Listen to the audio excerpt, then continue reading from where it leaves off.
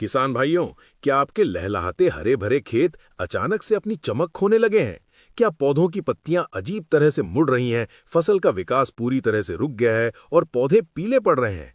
अगर आपके खेत में भी ऐसा हो रहा है तो सावधान हो जाइए। आपकी फसल पर साधारण इल्लियों का नहीं, बल्कि उन खूंखार और छुपे हुए दुश्मनों का हमला हो चुका है जिन्हें हम रस चूसक कीट कहते हैं। सफेद मक्खी, थ्रिप्स, हरा तेला, माहू, मिलीबग, गंधी बग और धान का भूरा माहू, ये वो परजीवी हैं जो पौधों को बाहर से इल्लियों की तरह काटते नहीं हैं, बल्कि ये डॉक्टर की सिरिंज की तरह अपना तीखा डंक पौधों की नसों में चुभाकर उसका पूरा खून यानी उसका जीवन रस खींच लेते हैं।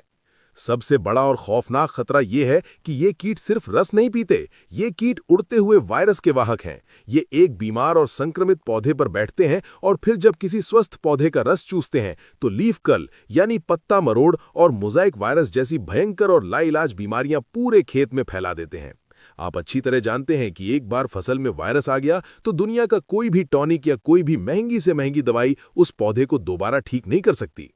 इल्लियों को मारना फिर भी आसान होता है, लेकिन इन रस चूसने वाले ढीठ दुश्मनों को खत्म करना एक बहुत बड़ी चुनौती है। ऐसा इसलिए है क्योंकि ये कीट पत्तियों के ऊपर नहीं बैठते, ये पत्तियों के ठीक नीचे छिपकर अपना डेरा डालते हैं और मौसम थोड़ा सा भी गर्म या उमस भरा हो तो ये रातों रात अपनी आबादी लाखों में कर लेते हैं। तो आखिर इन जिद्दी कीटों से अपनी फसल को हमेशा के लिए कैसे बचाया जाए? मिलीबग के उस सफेद मोम वाले अभेद्य कवच को कैसे तोड़ा जाए? थ्रिप्स और सफेद मक्खी का 100% सफाया कैसे हो? आज के इस वीडियो में हम आपको हवा में उड़ने वाले और वायरस फैलाने वाले इन सभी दुश्मनों का ऐसा अचूक, पक्का और वैज्ञानिक इलाज बताएंगे कि आपके खेत से इनका नामो निशान हमेशा के लिए मिट जाएगा। आज आपको हर एक कीट की पहचान, उसके काम करने का तरीका और उसे मारने वाली बिल्कुल सटीक और आधुनिक दवाइयों की A to Z जानकारी मिलने वाली है। ये वीडियो आपकी खेती को एक नया जीवन देने वाला है, इसलिए बिना एक भी सेकंड छोड़े इसे अंत तक बिल्कुल ध्यान से सुनिएगा। आइए सबसे पहले खेत में घुसपैठ करने वाले इन दुश्मनों की सही पहचान करते हैं। जब तक आप ये नहीं समझेंगे कि कौन सा कीट कैसा दिखता है और वो क्या नुकसान करता है, तब तक आप कभी भी सही कीटनाशक का चुनाव नहीं कर पाएंगे। सबसे पहले बात करते हैं रस चूसक कीटों की सबसे खतरनाक प्रजाति यानी सफेद मक्खी के बारे में। ये बिल्कुल बारीक और सफेद रंग के मच्छरों का एक झुंड होता है जो पत्तों की निचली सतह पर लाखों की संख्या में चिपका रहता है। आप जैसे ही पौधे को थोड़ा सा हिलाते हैं या छूते हैं, ये भिनभिनाते हुए एक सफेद बादल की तरह उड़ने लगते हैं। कपास, सोयाबीन, टमाटर, बैंगन और मिर्च की फसल में ये सफेद मक्खी सबसे ज्यादा तबाही मचाती है। सबसे खतरनाक पत्ता मरोड़ वायरस इसी मक्खी के कारण फैलता है।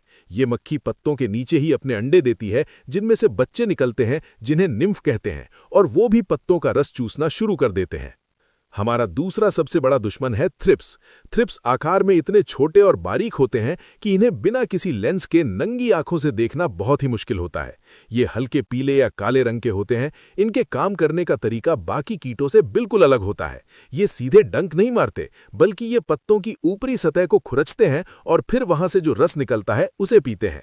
थ्रिप्स के हमले की सबसे बड़ी पहचान ये है कि पत्तियां सिकुड़कर ऊपर की तरफ मुड़ जाती हैं और एक नाव के आकार की बन जाती हैं। मिर्च, प्याज और लहसुन के किसान इस थ्रिप्स नाम के कीट से सबसे ज्यादा परेशान रहते हैं। तीसरा कीट है हरा तेला, जिसे कई जगह जैसिड या हॉपर भी कहा जाता है। ये हल्के हरे रंग का होता है और पत्तों के नीचे तिरछी चाल चलता है। जब हरा तेला हमला करता है तो पौधे की पत्तियां किनारों से पीली पड़ने लगती हैं। धीरे धीरे ये किनारे लाल या भूरे होकर सूखने लगते हैं और पत्तियां नीचे की तरफ प्याले के आकार में मुड़ जाती हैं। कृषि विज्ञान में इसे हॉपर बर्न कहा जाता है। कपास, भिंडी और बैंगन की फसल में हरा तेला बहुत भारी नुकसान पहुंचाता है। चौथा दुश्मन है माहू, जिसे कुछ इलाकों में चेपा या एफिड भी कहते हैं। सरसों, पत्ता गोभी, फूल गोभी और अन्य सब्जियों में नई कोपलों और फूलों पर आपने चिपके हुए काले, गहरे हरे या पीले रंग के कीड़ों के गुच्छे जरूर देखे होंगे। यही माहू है। ये रस चूसने के साथ साथ एक बहुत ही मीठा और चिपचिपा रस अपने शरीर से बाहर निकालता है, जो पत्तों पर गिरता रहता है। इसी चिपचिपे पदार्थ पर बाद में एक काली फंगस लग जाती है। इस काली फंगस के कारण पत्ते काले पड़ जाते हैं, पौधा सूर्य की रोशनी से अपना भोजन नहीं बना पाता और धीरे धीरे पूरा पौधा सूख कर खत्म हो जाता है। पांचवां सबसे जिद्दी कीट है मिलीबग। पपीता, अमरूद, सीताफल और कपास की टहनियों पर अक्सर आपने सफेद रुई जैसा एक मोटा जाला देखा होगा। यही मिलीबग है। ये कीट इतना जिद्दी इसलिए होता है क्योंकि ये अपने शरीर के चारों ओर मोम की एक बहुत ही मोटी और सफेद परत बना लेता है। इस सफेद परत के कारण कोई भी साधारण कीटनाशक इन पर असर ही नहीं करता। दवाई इस मोम के ऊपर से फिसलकर नीचे गिर जाती है और कीट अंदर सुरक्षित बैठा रहता है। मिलीबग के साथ हमेशा चींटियां घूमती रहती हैं जो इसे एक पौधे से दूसरे पौधे तक ले जाने का काम करती हैं। छठवां कीट है भूरा माहू, जिसे धान के किसान बीपीएच के नाम से जानते हैं। यह धान की फसल का सबसे बड़ा और जानलेवा दुश्मन है। यह तने पर बिल्कुल नीचे पानी की सतह के पास छिपकर बैठता है और तने का रस चूसता है। जब इसका भयानक प्रकोप होता है तो पूरा का पूरा हरा भरा धान का खेत बीच बीच में से गोल घेरे में अचानक सूख कर नीचे बैठ जाता है। इसे भी हॉपर बर्न कहा जाता है और ये रातों रात पूरी फसल बर्बाद कर सकता है। सातवां और आठवां दुश्मन है गंधी बग और रेड कॉटन बग। गंधी बग धान की बालियों में नुकसान करता है। जब बालियों में दाना भर रहा होता है और वो दुधिया अवस्था में होता है, तब ये कीट उस दूध को चूस लेता है। इससे दाना पूरी तरह से खाली, चपटा और सफेद रह जाता है। इस कीट में से एक बहुत ही सड़ी हुई बदबू आती है, इसलिए इसे गंधी बग कहते हैं। वहीं रेड कॉटन बग लाल रंग का एक बड़ा कीट होता है जो कपास के टिंडों का रस चूसता है और रुई पर पीले धब्बे छोड़ देता है, जिससे बाजार में रुई का भाव एकदम गिर जाता है। किसान भाइयों, अब दुश्मनों की पहचान तो हो गई है। अब एआई खेती चैनल आपको बताएगा इन सभी कीटों को जड़ से खत्म करने की सबसे आधुनिक और अचूक रणनीति। हम हवा में तीर नहीं चलाएंगे, बल्कि हम 2 चरणों में एकदम वैज्ञानिक तरीके से काम करेंगे। पहला कदम है प्राकृतिक रोकथाम और बचाव और दूसरा कदम है रासायनिक नियंत्रण। बीमारी आने के बाद दवाई छिड़कने से बेहतर है कि बीमारी को खेत में फैलने ही न दिया जाए। बचाव के लिए सबसे पहला और जरूरी काम आपको ये करना है कि जब आपकी फसल 15 से 20 दिन की हो जाए तो 1 एकड़ खेत में कम से कम 15 पीले रंग के चिपचिपे कार्ड और 10 नीले रंग के चिपचिपे कार्ड जरूर लगा दें। इन्हें स्टिकी ट्रैप कहा जाता है। पीले कार्ड की तरफ आकर्षित होकर सफेद मक्खी और माहू उस पर चिपक कर मर जाते हैं और नीले कार्ड पर थ्रिप्स आकर चिपक जाते हैं। इससे शुरुआत में ही खेत में कीटों की संख्या कंट्रोल हो जाती है और आपको तुरंत महंगे स्प्रे नहीं करने पड़ते। बचाव का दूसरा सबसे अहम नियम है कि अपनी फसल में कभी भी यूरिया खाद का जरूरत से ज्यादा छिड़काव ना करें। बहुत से किसान पौधे को जल्दी बड़ा करने के चक्कर में अंधाधुंध यूरिया डालते हैं। अधिक नाइट्रोजन मिलने से पौधे की पत्तियां बहुत ज्यादा मुलायम, कच्ची और रसीली हो जाती हैं। ये रसीली पत्तियां रस चूसने वाले कीटों को दावत देती हैं और कीट बहुत तेजी से उस खेत की तरफ आकर्षित होते हैं। इसलिए यूरिया का इस्तेमाल हमेशा संतुलित मात्रा में ही करें। इसके अलावा अगर कीटों का हमला शुरुआती अवस्था में है तो आप 10,000 ppm वाले नीम के तेल का स्प्रे कर सकते हैं। नीम का तेल कीटों को मारता नहीं है, बल्कि ये पत्तों को इतना कड़वा कर देता है कि कीट उसे खा नहीं पाते और उनका प्रजनन चक्र टूट जाता है। 1 एकड़ में लगभग 300 से 400 मिलीलीटर नीम के तेल का इस्तेमाल करना चाहिए। अब आते हैं दूसरे और सबसे महत्वपूर्ण कदम पर, यानी रासायनिक नियंत्रण। जब कीटों का हमला आर्थिक नुकसान के स्तर को पार कर जाए, तब हमें रसायनों का इस्तेमाल करना ही पड़ता है। लेकिन ध्यान रहे, रस चूसक कीटों को मारने के लिए कॉन्टैक्ट कीटनाशक यानी संपर्क में आने वाली साधारण दवाइयां काम नहीं आती। इसके लिए हमें हमेशा सिस्टेमिक कीटनाशक यानी अंतरप्रवाही दवाइयों का इस्तेमाल करना होता है। सिस्टेमिक कीटनाशक वो एडवांस दवाइयां होती हैं जिन्हें जब आप पत्तों पर स्प्रे करते हैं तो वो पत्तों के अंदर सोख ली जाती हैं और पौधे के पूरे सिस्टम में यानी उसके रस में घुल जाती हैं।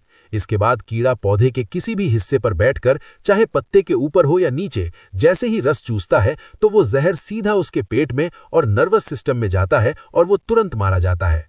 चलिए, अब मैं आपको 5 सबसे दमदार, अचूक और आधुनिक सिस्टेमिक दवाइयों के बारे में बहुत ही विस्तार से बताता हूं।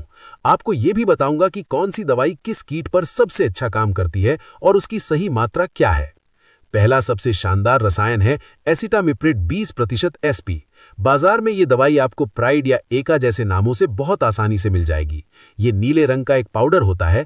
अगर आपके खेत में सफेद मक्खी, माहू और हरे तेले का शुरुआती हमला हो रहा है तो ये दवाई सबसे बेहतरीन और किफायती विकल्प है। ये पौधे के सिस्टम में बहुत तेजी से फैलती है। इसकी डोज 80 से लेकर 100 ग्राम प्रति एकड़ है, जिसे आपको 200 लीटर साफ पानी में घोलकर स्प्रे करना है। दूसरा बहुत ही दमदार रसायन है डायाफेनथ्यूरॉन 50% WP। किसान भाई इसे पेगासस के नाम से बहुत अच्छी तरह जानते हैं। ये एक बहुत ही अनोखी दवाई है। जब खेत में सफेद मक्खी का भयंकर अटैक हो और साथ ही साथ लाल मकड़ी का भी हमला हो गया हो, तब ये दवाई किसी ब्रह्मास्त्र से कम नहीं है। इसमें ट्रांसलैमिनार एक्शन होता है। इसका मतलब है कि अगर आप पत्ते के ऊपरी हिस्से पर स्प्रे करते हैं तो ये दवाई पत्ते को चीरकर पत्ते के आर पार होकर नीचे छुपे हुए कीटों को भी मार गिराती है। इसे 250 ग्राम प्रति एकड़ की दर से 200 लीटर पानी में मिलाकर स्प्रे करना चाहिए। तीसरी सबसे असरदार और आधुनिक दवाई है फ्लोनिकामिड 50% WG। बाजार में ये उलाला के नाम से काफी मशहूर है।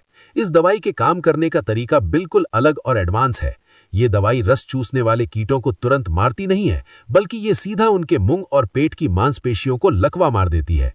जब आप खेत में उलाला का स्प्रे करते हैं तो सिर्फ आधे घंटे के अंदर कीड़े रस चूसना और खाना पीना बंद कर देते हैं, और फिर अगले 3 से 4 दिनों में वो भूखे रहकर सूख कर मर जाते हैं। अगर माहू, हरा तेला और सफेद मक्खी का बहुत जिद्दी हमला है तो ये दवाई 15 से 20 दिन तक खेत को सुरक्षित रखती है। इसका इस्तेमाल 60 से 80 ग्राम प्रति एकड़ के हिसाब से किया जाता है। चौथा शक्तिशाली रसायन है डिनोटेफोरॉन 20% SG। बाजार में ये ओशीन या टोकन के नाम से उपलब्ध है। धान के किसानों के लिए भूरा माहू और कपास के किसानों के लिए सफेद मक्खी को मारने के लिए ये आज के समय की सबसे बेहतरीन और तेज असर करने वाली दवाई है। ये तुरंत कीटों के नर्वस सिस्टम को डैमेज करती है और उन्हें वहीं ढेर कर देती है। गंधी बग और रेड कॉटन बग के लिए भी ये बहुत शानदार काम करती है। इसे 80 से 100 ग्राम प्रति एकड़ के हिसाब से इस्तेमाल करना चाहिए। पांचवां और एक बहुत ही खास रसायन है थियामेथॉक्सैम 25% WG। ये आपको एकतारा के नाम से मिल जाएगी। ये माहू, जेसिड और थ्रिप्स के लिए एक बहुत ही शानदार सिस्टमिक कीटनाशक है। ये पौधे की जड़ों और पत्तों दोनों के माध्यम से बहुत तेजी से फैलती है। इसकी 100 ग्राम मात्रा 1 एकड़ खेत के लिए काफी होती है। अब बात करते हैं उस सबसे जिद्दी कीट मिलीबग की, जिसके ऊपर मोम की मोटी परत होती है। किसान भाइयों, मिलीबग को कोई भी अकेली सिस्टमिक दवाई आसानी से नहीं मार सकती। इसके लिए आपको 2 दवाइयों का कॉम्बिनेशन बनाना होगा। आपको प्रोफेनोफॉस 40% और साइपरमेथ्रिन 4% वाले रसायन का इस्तेमाल करना होगा, जो बाजार में प्रोफिक्स सुपर के नाम से मिलता है।